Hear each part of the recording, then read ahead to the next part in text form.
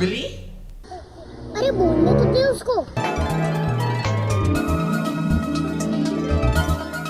अबे जल्दी बोल, कल सुबह पनवेल निकलना है। अरे भिड़े भाई, ये क्या कर रहे हैं? अरे मेथी साफ कर रही है, मेरा काम है। क्यों?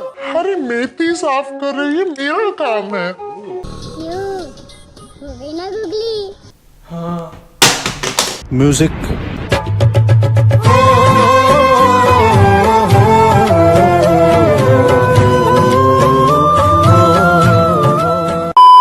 तो भाई लोग, आज हम बात करने वाले हैं 2020 के सबसे धूमचूदड़ शो यानी कि तारक मेहता का उल्टा चश्मा के बारे में, जो कि 12 साल से लगातार चलता आ रहा है एंड बाकी शोज की तरह ये शो भी टट्टी हो चुका है। चुप! चुप! बिल्कुल चुप! हिम्मत कैसे हुई तेरी मुंह खोलने की? मुझे पता था तुम लोगों का कुछ ऐसा ही रिएक्शन होगा and in fact most of the viewers ने ऑलरेडी वीडियो को डिसलाइक करके कमेंट सेक्शन में नीचे अपना चालू भी कर दिया होगा। इसलिए वीडियो शुरू करने से पहले ही बता रहा हूँ, ये वीडियो कोई रोस्ट वीडियो नहीं है।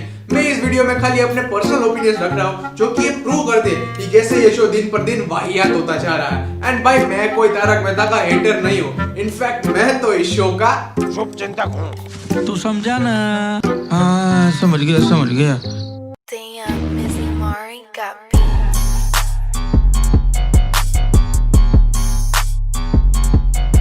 हाँ तो भाई, तारक मेहता का उल्टा चश्मा। तो पब्लिक, इस शो की शुरुआत हुई थी बैक इन 2008 जब सारे बाकी टीवी सीरियल्स खाली एक ही फालतू चीज दिखाते रहते थे, जो थे सास बहू के ड्रामे। एंड तभी एक साइड ये शो था जिसने एंट्री मारते ही लोगों को हंसा हंसा के पागल कर दिया था एंड इंडियन टेलीविजन पे तो भैया धूम ही मचा दी थी। इनफैक्ट मुझे तो आज भी याद है जब रात के 8:30 बजते थे तब अचानक से ये दो लाइनें सुनाई पड़ती थी। प्रॉब्लम है, अंदर सोल्यूशन है। एंड ये लाइन सुनते ही घर के सारे सदस्य, मम्मी पापा, दादा दादी, भाई बहन, हर कोई अपना सारा काम छोड़ के टीवी के सामने आके बैठ जाते थे एंड भैया क्या मिलके ठहाके लगाया करते थे। अच्छा, लेकिन आज की तारीख में अगर ये शो गलती से भी चैनल बदलते वक्त किसी को घर में दिख जाए तो भैया सबसे पहले तो छोटे बच्चों का ये रिएक्शन होता है।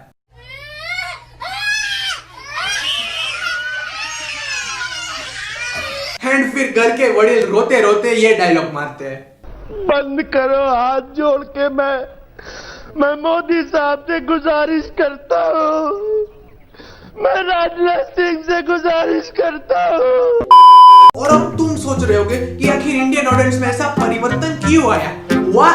तो मैं तुम लोगों को बताता हूँ, क्योंकि पहले शो में हुआ करती थी comedy, and by comedy I mean real comedy, जैसे कि ये। तू भी सोनू से राखी बंधवा ले। नहीं, क्यों? क्योंकि सोनू टप्पू की फ्रेंड है और टप्पू से राखी नहीं बंधवाएगा। नहीं टप्पू, हम फ्रेंड्स नहीं है। देखा? हम बेस्ट फ्रेंड्स है। देखा?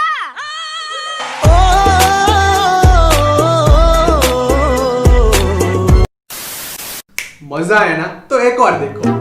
You know जेठा जी, मैं इस होल सेलिब्रेशन को लेके इतनी ज्यादा एक्साइटेड हूँ ना कि मुझे लगता है कि मैं रक्षाबंधन आज ही मना लूं। फोन आया मेरा, साइलेंट पे है ना, वाइब्रेशन से पता चलता है। हेलो, हाँ नटू काका।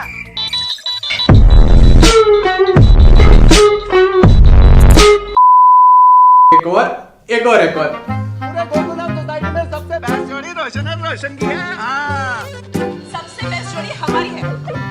नहीं है, बिल्कुल अमन है। हाँ बोलिए ना, सबसे बेस्ट जोड़ी हमारी है। मेरी माँ कहती है कि सबसे अच्छी जोड़ी हमारी है, राधा और कृष्ण की जोड़ी। नहीं, सबसे बेस्ट जोड़ी तो अय्यर भाई, मजाक नहीं।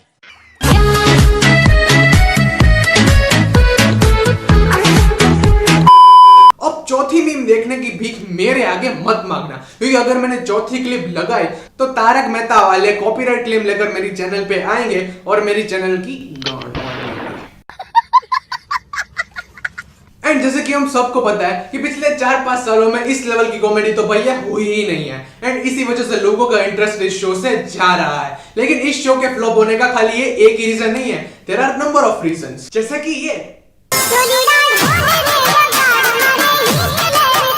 कास्ट का रिप्लेसमेंट। अब चलो कुछ सेकंड के लिए ये मान भी लेते कि when Bhavya Gandhi left the show, तब टप्पू का किरदार राज अनाड़कट ने आके थोड़े बहुत अच्छे तरीके से संभाल लिया था। लेकिन इसका मतलब ये थोड़ी ना कि तुम बाकी बचे कास्ट को भी धड़ाधड़ रिप्लेस करते चले जाओ। नहीं मतलब मानो या ना मानो, अंजलि भाभी और बबीता जी के बाद अगर तीसरी फीमेल एक्ट्रेस इस सीरियल से इंडियन ऑडियंस को पसंद आती थी तो वो थी हमारी प्यारी सोनू। सोनू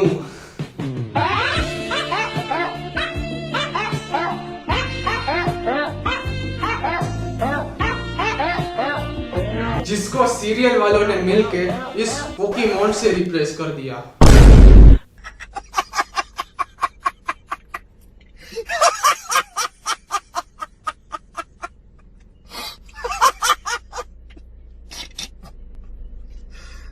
भगवान भाई नई सोनू को तो छोड़ो, खाली एक बार नए सोडी की फालतू ओवर एक्टिंग को देखो। इस साल गणेशोत्सव खबरदार भिड़ू जो तूने पप्पूगिरी की तो भाई ओ सोडी, पप्पूगिरी मतलब क्या? तू कहना क्या चाहता है?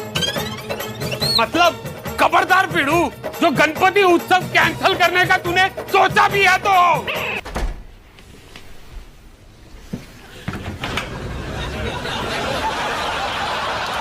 एंड आई एम 110% श्योर कि आप लोगों को नई अंजलि भाभी की आवाज दोबारा नहीं सुननी होगी या फिर सुननी है।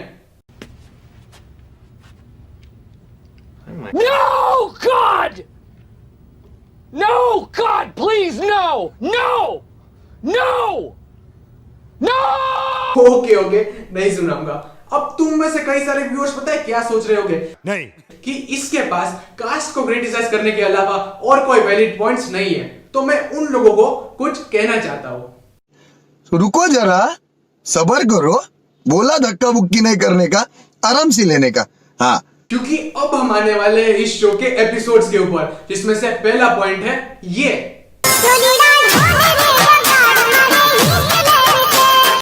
फालतू की स्क्रिप्टिंग। भैया सबसे पहले तो इस शो के राइटर को पकड़ो। नहीं मतलब भाई तू कौन सी भांग पी के स्क्रिप्ट लिखने बैठता है? एक ही चीज 100 बार राउंड एंड राउंड करके लिख देता है, जिसकी वजह से एपिसोड्स प्रिडिक्टेबल बन जाते हैं और इसी की वजह से लोगों को पहले से पता होता है कि आगे क्या होने वाला है, जिसकी वजह से लोग आगे के एपिसोड्स देखते ही नहीं, डायरेक्ट स्किप कर देते हैं। अच्छा, Which brings me to the second point. हृदय परिवर्तन। अब तुम पिछले 3 साल के सारे एपिसोड उठा के अगर देखोगे तो उसमें से 90% से भी ज्यादा एपिसोड इसी टॉपिक पे मिलेंगे, जिसमें खराब इंसान अचानक से गोकुलधाम वालों की लाइफ में एंट्री मारेगा एंड फिर पूरा गोकुलधाम अपनी पोटली बिस्तर उठा के उसके घर पे बैठ जाएगा तब तक जब तक उसका हृदय परिवर्तन नहीं हो जाता। और हृदय परिवर्तन होने के बाद ये नकली बुड्ढा, जो कि असलियत में जेठालाल से भी छोटा है, ये अपना लेक्चर झाड़ने बैठ जाता है, जिसमें पब्लिक को घंटा इंटरेस्ट नहीं है। सही पकड़े हैं। और अब हम आते हैं हमारे तीसरे और फाइनल पॉइंट के ऊपर, जो कि ये है लोगों का काटना। हाँ जी गाइस, जिसका सबसे बड़ा एग्जांपल है दया की एंट्री। सब बदला वो बेटा अगली वाली लाइन में, और वो भी एक सांस। अब पिछले 3 साल से ये लोग पब्लिक का चूतिया काट रहे हैं ये कहकर कि दया की एंट्री अब होगी, दया की एंट्री अब होगी, जबकि दया की एंट्री कभी होती ही नहीं है। लेकिन एक बार तो इन लोगों ने दया का मुंह दिखा भी लिया था, जिसके बाद हमें लगा था कि दया अब 1 हफ्ते बाद आती ही होगी, लेकिन उस 1 हफ्ते को अब 1 साल होने को आया है।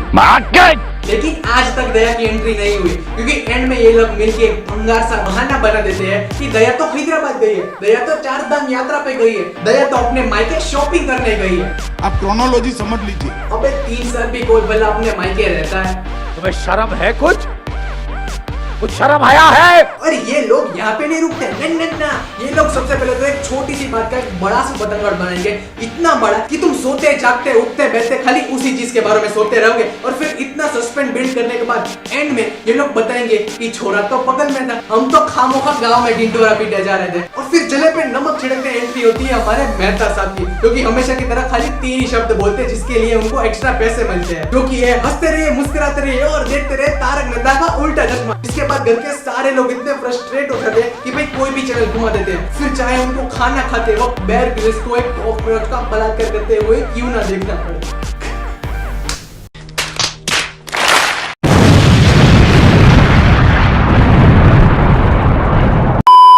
कंट्रोल कंट्रोल उदय। 5 साल की भड़ास आज जाके बाहर निकली है और भाई इतनी खुशी हो रही है, इतनी खुशी मुझे आज तक नहीं हुई। अबे रख ये ले। इतनी खुशी आज तक नहीं हुई। और एंड में इस वीडियो के माध्यम से on behalf of every Indian मैं तारक मेहता की पूरी टीम को खाली इतना ही कहना चाहता हूँ कि भाई हमें आपका शो देखने का मजा तभी आता था जब आपके कैमरा की क्वालिटी डाउन और कंटेंट क्वालिटी अप रहती थी। सही बात है। क्या हाथी भाई आप भी कहीं भी सही बातें बोल देते हो। सही बात है। तो बस आज के वीडियो के लिए सिर्फ इतना ही। अब अगर तुम लोगों को ये वीडियो अच्छी लगी ना तो यार इस वीडियो को हर जगह शेयर करके फैला दो, वायरल कर दो, क्योंकि मैं तुम लोगों को सीधा मिलूंगा एक नए वीडियो में। और तब तक के लिए जय श्री राम।